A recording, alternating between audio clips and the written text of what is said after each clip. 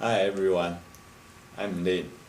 I'm sorry I can't present in person, but show up in this little frame instead. Let's spend a few minutes to talk about the translation process. Before we digitize the collection, we had conversation about how we going to present it. The point is how we can benefit the most patrons and how to benefit the patrons the most. The content of this collection is all written in Chinese, and the website we are going to put this on is in a full English environment. So make it as a bilingual collection, it seems to be natural. So it's not a difficult decision to make. But the challenge is how we can do this or what level we can do. The oldest item in this collection is probably less than 300 years old, but the collection actually showcases thousands of years of Chinese literature and cultural legacy. For example,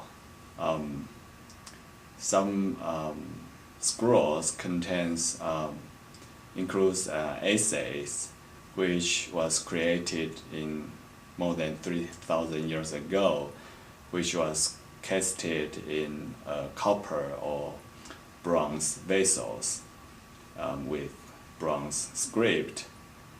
And other works contain couplet and poem were created in more recent time.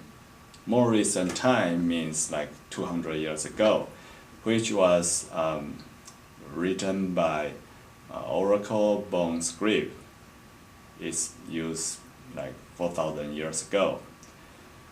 Overall, this collection contains maybe more than 6 different scripts and maybe more than 10 different literary forms. I major in Chinese literature in college, so I know it won't be easy to translate this collection.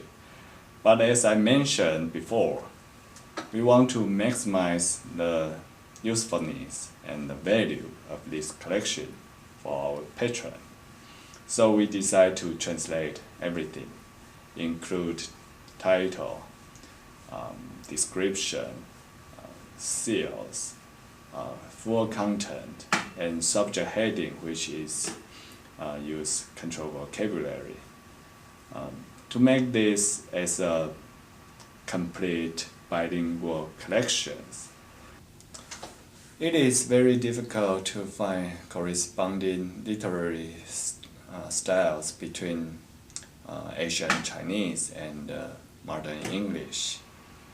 So instead of direct translation, we make it as 2 steps. The first step is we translate from classic Chinese to modern Chinese. Then we translate from modern Chinese to English.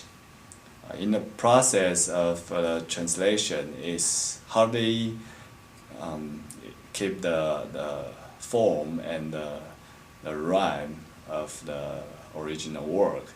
So we only try to keep the paragraphic style and in our translation. We use some online tools such as online dictionary and calligraphic website. We also find some commentary books on the internet and interlibrary loan. I work on the first part of the translation, and another co-worker, Cha, she helps me to finish the second part. She also worked on the translation of seals and person names. Now I will let Cha tell you more about the detail. Thank you. Hi, this is Cha. Let's continue Lin's discussion regarding translation and transcription. Another challenge of this collection is related to author's name and seals. We transcribe person's name if the name is listed in Library of Congress name authority file, we use it.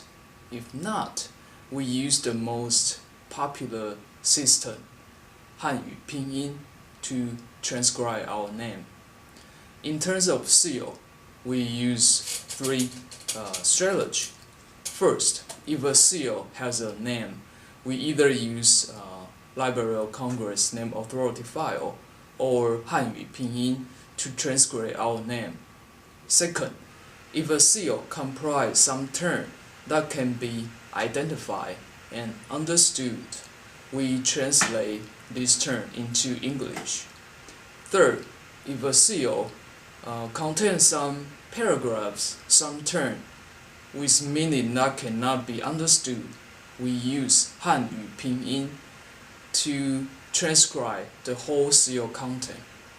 This is how we handle either translation or transcription of author's name or seal. Let's continue our presentation.